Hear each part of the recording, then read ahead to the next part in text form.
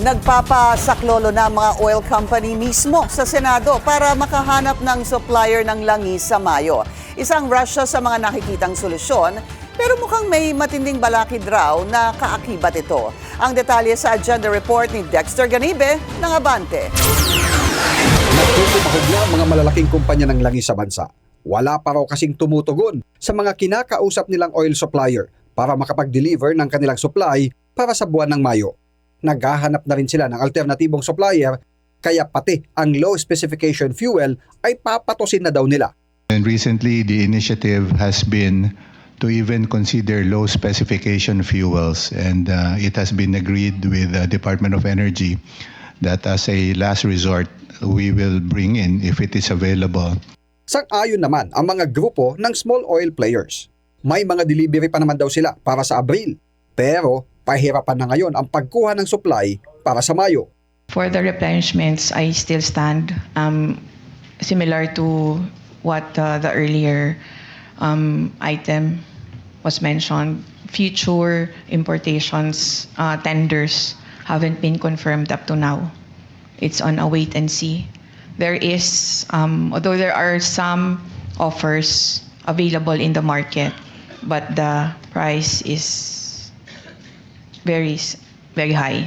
Kaya may hiling sa gobyerno si Lubin Nepomuceno ng Philippine Petron Corporation na siya ring chairman ng Petron Malaysia.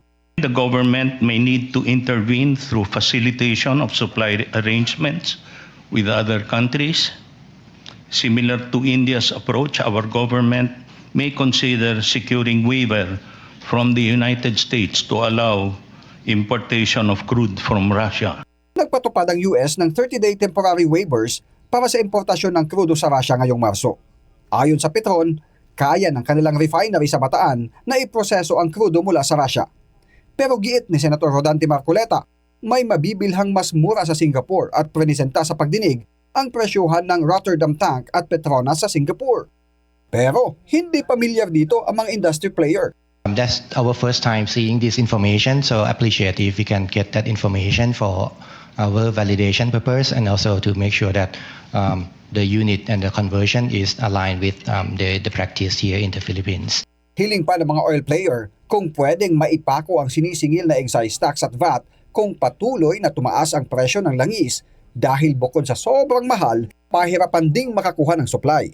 Hindi pa kasi agad-agad magagamit ni PBBM ang kanyang emergency powers para suspindihin ang fuel excise tax dahil nakasaad sa nilagdaan niya kagabi na Republic Act No. 12316 na may 15 araw pa matapos mailathala, magkakabisa ang batas.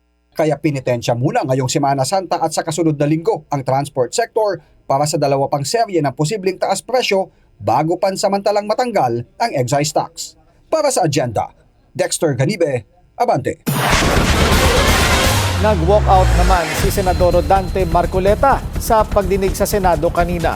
Frustrated daw siya dahil hindi masagot ng mga resource person ang ilan niyang mga katanungan.